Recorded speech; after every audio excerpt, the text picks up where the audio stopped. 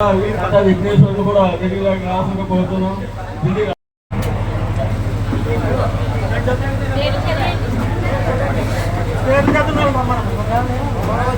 టైంకి పేరు చెప్పిన వాళ్ళు ముందుకు రావాల్సిందిగా పోతున్నాం. కానీ సీతారామ స్వామి గారు, అలాగే కట్ట విఘ్నేశ్వరుడు గారు, శ్రీ రామకృష్ణ గారు, అత్త భార్య కూడా కుమార్ గారు కూడా జాయిన్ అవుతున్నారు. అలాగే చేతులు పెట్టండి.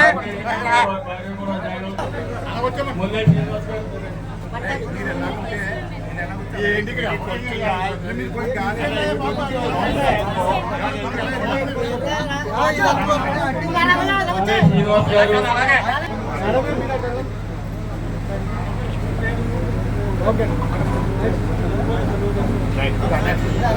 చిన్నపోయి సన్ముఖేశ్వరరావు గారు, చిల్లిపోయిన చిన్న గారు, కొట్ట వెంకన్న గారు,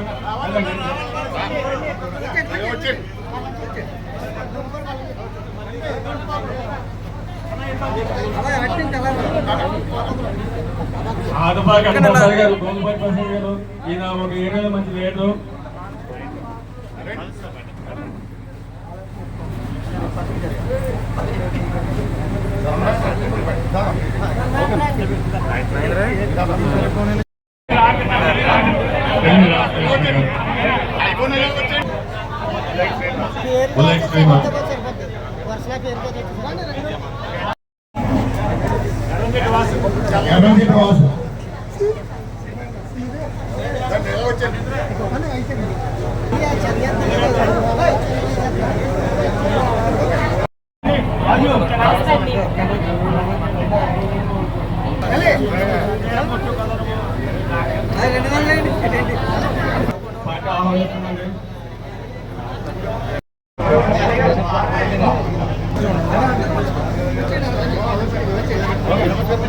వీరంతా కూడా ఎస్సీ సామాజిక వర్గం చెందిన లీడర్స్.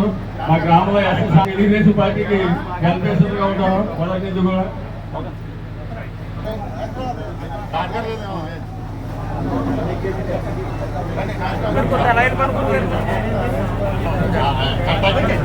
అర్జున్ గారు, అర్జున్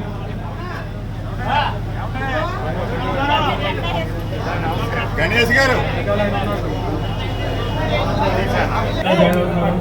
గణేష్ గారు, కాండేకి గణేష్ అండి, కాండేకి పార్టీలో జాయిన్ అవుతున్నారు. తెలుగుదేశం పార్టీ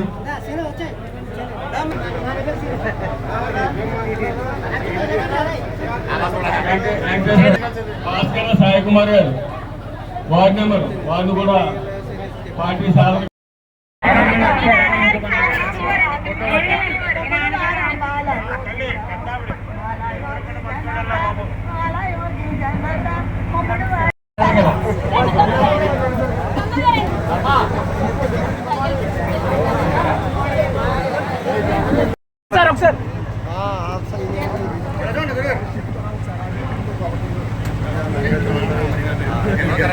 గ్రామంలోని మన సర్పంచ్ గారి ఆధ్వర్యంలో ఈరోజు సుమారు 50 మంది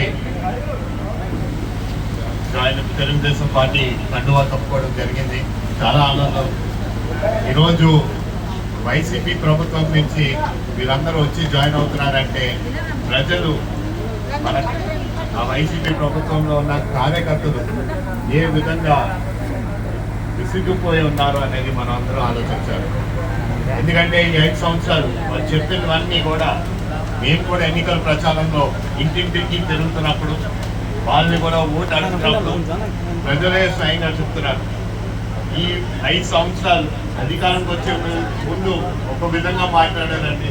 అన్నీ చేయగలుగుతాం, అన్నీ సాధ్యం అని మాట్లాడారు. అధికారం వచ్చిన తర్వాత ఇక్కడ స్థానికంగా ఉన్న ఎమ్మెల్యే అయినా ఎంపీ అయినా ఎవరు కూడా అందుబాటులో లేరు. అలాగే ఏది అడిగినా కూడా మా మీద కేసులు పెట్టడం తప్పించి ఎక్కడా కూడా మమ్మల్ని ఆదుకునే పరిస్థితి లేదు. ఈ 5 సంవత్సరాలు ఎక్కడా కూడా అభివృద్ధి జరగలేదు. ఇప్పుడు దాకా ఉన్న అభివృద్ధి ఏదైనా ఉందంటే అది మీ ప్రభుత్వం హయాంలో 2014 నుంచి 19 జరిగింది. అదే ఇప్పుడు దాకా కూడా మేము చూస్తున్నాం. కానీ ఈ విధంగా ప్రజల్ని ఇబ్బంది పెట్టారు. అలాగే స్థానికంగా ఉన్న సర్పంచ్ని కూడా మరి ఏ పార్టీ అయినా సరే, ఎంపీటీసీ అయినా సరే, జడ్పీటీసీ అయినా సరే, నిధులు లేకుండా ఇబ్బంది పెట్టారు. ఈ 5 సంవత్సరాలు మన రాష్ట్రం ముందుకెళ్తుంది అనుకుంటే వెనక్కి వెళ్ళింది అనే ప్రజలు కూడా తెలియజేసుకున్నారు.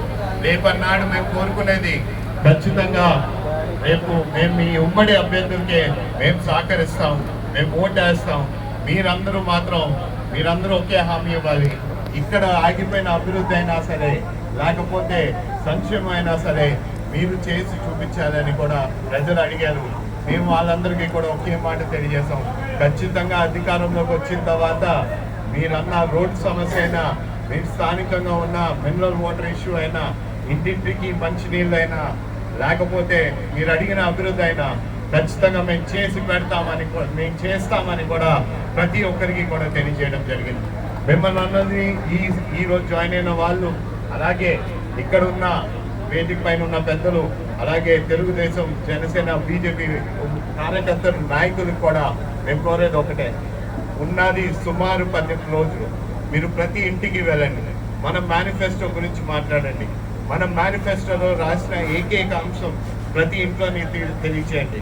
ఒకటే ధైర్యంగా మాట్లాడని వాళ్ళు తెలియజేయండి. రేపు అధికారంకి వచ్చిన తర్వాత ఈ ఉమ్మడి మేనిఫెస్టో 6 నెలల్లోని పూర్తిగా అమల్లోకి ఉంటుందని కూడా ప్రతి ఒక్కరికి తెలియచేయండి. రేపన్నాడు మహిళలకు ఇచ్చిన మహాపీఠం ఏ విధంగా మనం ఈరోజు ప్రతి ఇంటి ఆడపిల్లకి 18 సంవత్సరాలు పూర్తవుతే 1500 రూపాయలు నెలకి, అలాగే ఇంట్లో ఎంతమంది పిల్లలున్నా చదివించుకోవడానికి వారికి 15,000 రూపాయలు సంవత్సరానికి ఇస్తామని కూడా, అలాగే ఉచిత బస్సు ప్రయాణం, అలాగే మనం ఈ 3 నెలలకి సంవత్సరానికి 3 గ్యాస్ సిలిండర్ ఫ్రీ. ఇవన్నీ కూడా మీరు ప్రతి ఇంటికి తీసుకెళ్ళాలి. రైతులను ఆదుకుంటాం. అలాగే యువతకి జాబ్లు కూడా ఈ 5 సంవత్సరాల్లో సుమారు 25 లక్షల జాబ్లు కల్పించే బాధ్యత ఈ ఉమ్మడి ప్రభుత్వం తీసుకుంటుంది. ఈ విషయాలన్నీ కూడా మీరు ప్రతి ఇంటికి తీసుకెళ్లాలని మీ అందరినీ సభాముఖంగా మీ అందరినీ కోరడం జరుగుతుంది. ఈ 18 రోజులు మీరందరూ బాధ్యత తీసుకుని ప్రతి ఒక్కరు అందరినీ కలుపుకుని వెళ్ళే బాధ్యత మీ అందరిపైన ఉంది. ఎందుకంటే రేపన్నాడు ఈ ఉమ్మడి ప్రభుత్వం అధికారంలోకి వచ్చినంటే ఖచ్చితంగా ఇక్కడ ఆగిపోయిన అభివృద్ధి, అలాగే మన సర్పంచ్ గారు అనేక అంశాలు అనుకుని ఉంటారు. ఈ గ్రామం ఈ విధంగా అభివృద్ధి చేయాలి. ఎందుకంటే నన్ను నమ్మి నాకు ప్రజలందరూ ఓట్లేసి నన్ను సర్పంచ్గా గెలిపించుకున్నారు. నేను ఈరోజు ఆయన ఏమీ చేయలేకపోతున్నాను. ఎందుకంటే ఆవిడకి ఇక్కడికి ఇవ్వాల్సిన నిధులు కూడా ఇవ్వలేని పరిస్థితి. ఈ ప్రభుత్వం ఆవిడ అవతల పార్టీ అయినా సరే, వాళ్ళ సొంత పార్టీ సర్పంచులు కూడా ఎవరికి కూడా నిధులు ఇవ్వలేని పరిస్థితి. ఈ 18 రోజులు ఖచ్చితంగా ప్రతి ఇంటి గడపని తట్టి మన మేనిఫెస్టో గురించి మాట్లాడి, ఈ 5 సంవత్సరాలు ఏ విధంగా ఈ వైసీపీ ప్రభుత్వం అరాచకాలు, లేకపోతే ఏ విధంగా ప్రజల్ని ఒక మాయ మాటలు చెప్పి మొన్న ఓట్లు వేయించుకున్నారు, కానీ 5 సంవత్సరాలు ఏమీ చేయలేదనే విషయాలు కూడా మీరు ప్రతి ఇంటికి తీసుకెళ్ళండి. రేపన్నాడు అధికారంకి వచ్చినంటే ఎంపీ అభ్యర్థిగా నేను, హరీష్ మాధవ్ గారు, అలాగే ఎమ్మెల్యే అభ్యర్థిగా మన దేవవారి ప్రసాద్ గారు, ఇద్దరికి రాజు గ్లాసు సైకిల్ గుర్తుకి ఓటు వేయించే బాధ్యత మీ అందరిపైన ఉంది. అధికారం వచ్చినంటే మేము ఖచ్చితంగా ఇక్కడ ఉన్న స్థానిక సమస్యలన్నిటికీ కూడా పరిష్కారం చేసి చూపిస్తామని కూడా ఈ సభాముఖంగా మీ అందరికీ తెలియజేస్తున్నాం. ఇక్కడ ఉన్న యువత అందరికీ కూడా నేను తెలియజేసుకున్నా. ఇక్కడ ఉన్న ప్రతి ఒక్కరికి మా నాన్నగారు జిఎంసి బాలయ్య గారు మీ అందరికీ తెలుసు. ఆయన ఏ విధంగా మీ అందరితో కలిసి నడిచారో, ఏ విధంగా ఇక్కడ అభివృద్ధి గురించి ఆయన కృషి చేశారో, అదే విధంగా నేను మీ అందరితో కలిసి నడుస్తాను.